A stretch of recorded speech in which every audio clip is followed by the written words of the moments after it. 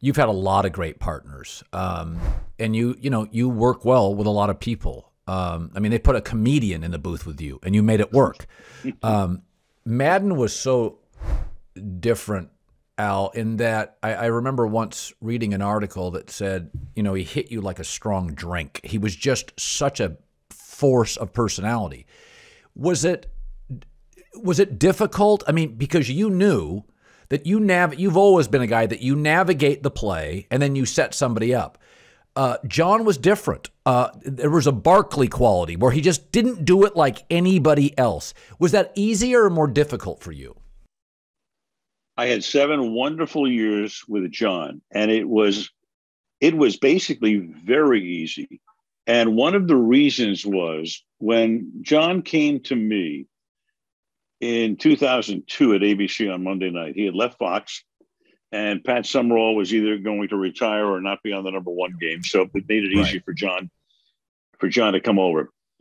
We had heard each other so much. I had heard John do hundreds of games. John was always in the bus after a Sunday game on Monday night. He'd heard me do hundreds of games.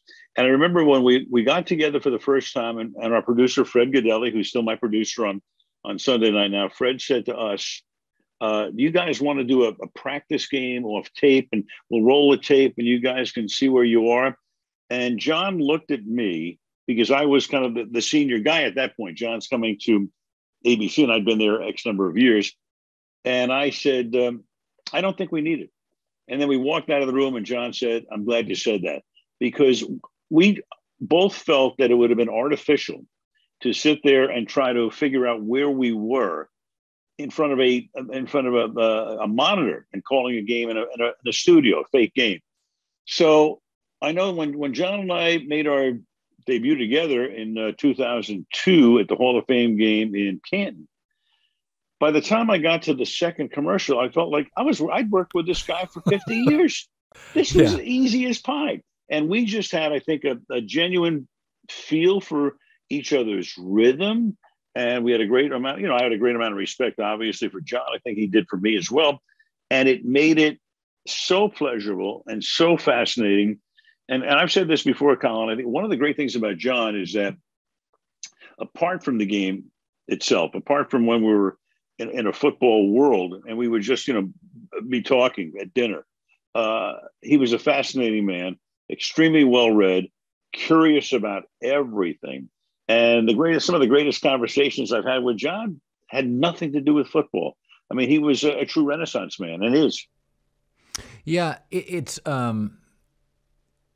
I love in the documentary, I saw a clip of it, and he said he had never thought about broadcasting. And then the minute he did it, he's like, he used to call all of us hairdos. And then the minute he did it, he knew it was perfect for him. So for a lot of people, Al, you and I remember him coaching.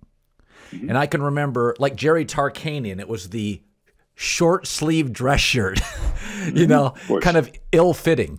If I said to somebody, do you remember his coaching style?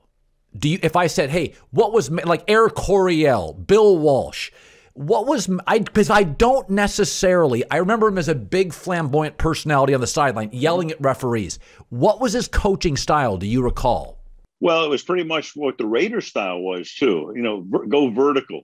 And he had Kenny Stabler as his quarterback for the most part through those years. Yep. And they had a lot of speed, Cliff Branch and the rest. And they were a physical team. They had, the Matuzaks and the Longs and the guys who could beat you up basically. And so they were physical. They were exciting. The Raiders in those years, I would say, I would describe their games as exciting.